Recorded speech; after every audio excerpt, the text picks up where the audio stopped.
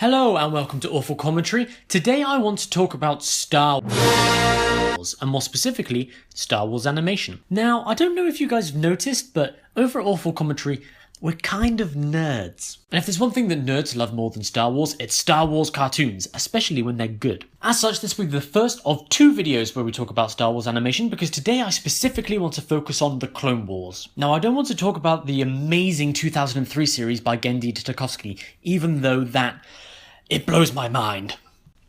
And I definitely don't want to talk about the terrible, terrible Clone Wars movie that is so bad everyone's just thrown it out of their collective consciousness. Instead, I want to talk about the 2008 animated series, which is one of the few bits of the old Star Wars universe that Disney decided to keep as canon in their new one going forward. Now, to begin with, I was majorly apprehensive about this series, and for a few pretty reasonable reasons. Firstly, the 2003 series was beautifully unique. It introduced new characters that we hadn't seen before, the art style was incredible, and it was short and manageable, all split into about 5-minute segments. As such, it felt to me that the Clone Wars stories had already kind of been told, and considering that the movie...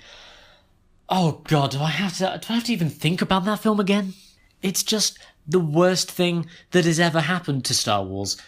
Even worse than George Lucas. So when it came to actually watching the Clone Wars, my expectations were not particularly high at all. The first episode I ever saw was Season 1, Episode 5, Rookies, and that one still, even now, holds up as one of the most well-regarded, most loved episodes of the entire series. Rookies really delivers because it's one of the first Star Wars stories we've ever seen with no Jedi, with no recognisable characters that we know.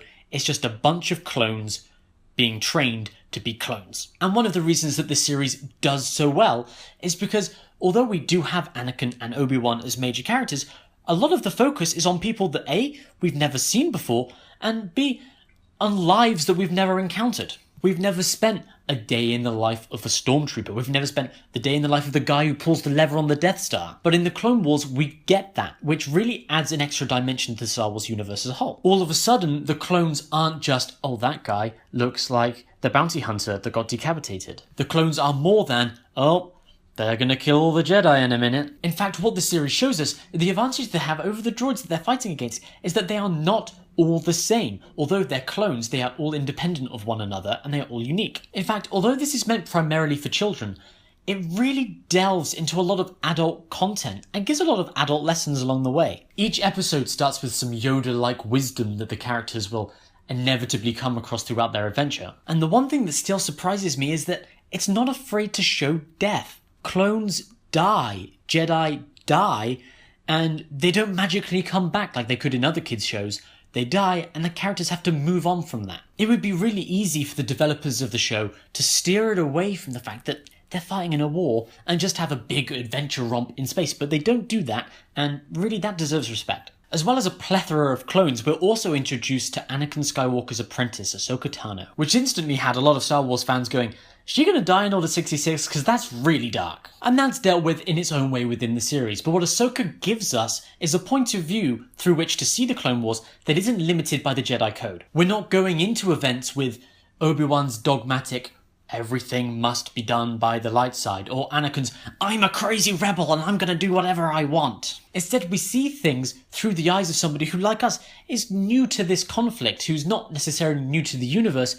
but isn't sure what everything means. And as an audience, we kind of build relationships with a greater universe of Star Wars characters in real time, as Ahsoka does. Adding a Padawan into the mix also gives a new dynamic to Anakin that we've never seen before. He's always been the super powerful, but kind of immature, brash young general, but he's never been a teacher, he's never really been a role model. The Clone Wars series gives us a version of Anakin Skywalker that in many ways is better developed and also a lot more grown up than the ones that we actually see in the films. Despite the fact that he still doesn't play by anybody's rules but his own, he's also not about to break into tears every time someone says, "You're not Jesus." The show is by no means perfect though. There are a lot of things there that either take away from or kind of contradict the movies themselves. The resurrection of Darth Maul for the series was certainly not unanimously applauded. And then in the strangest twist of all, they took a character who only said one line in the entire movie for which he's the primary villain, and then turned him into some kind of sneaky manipulative Sith, rather than the unstoppable warrior that we knew him as. There is also an over-reliance on the recognisable villains that we know. What the show does brilliantly is swapping between protagonists. We go with Jedi that we've seen on the Council but never had an adventure with before. We go with clones, we go with Ahsoka, and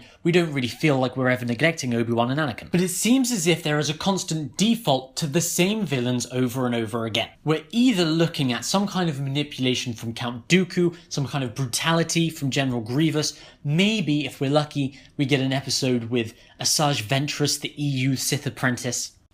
That's expanded universe, not European Union. How many Sith apprentices does the European Union have? And in fact, the only major villain that the Clone Wars series itself ever kind of has the courage to muster up is bounty hunter Cad Bane. Much like Darth Maul, Bane gets his own season for which he's the primary antagonist. But he doesn't exactly have the charisma of Hayden Christensen's Darth Vader. He's so conflicted all of the time. And he never says, from my point of view, the Jedi are evil, which, I mean, that just doesn't even make any sense. One of the major ways in which the show contradicts the movies is that in Revenge of the Sith, we get the impression that this is the first time that Anakin and Obi-Wan have faced off either against Count Dooku since Attack of the Clones, or the first time they've ever met General Grievous. However, in the show, they meet like every day. They can't stop themselves from fighting. And considering that there are 121 episodes of the Clone Wars, this is pretty understandable. But Clone Wars stands at its best when it's not interfering with the characters in the standard canon. Whether it be clone character development or Ahsoka learning what it means to be a Jedi, the series is really at its strongest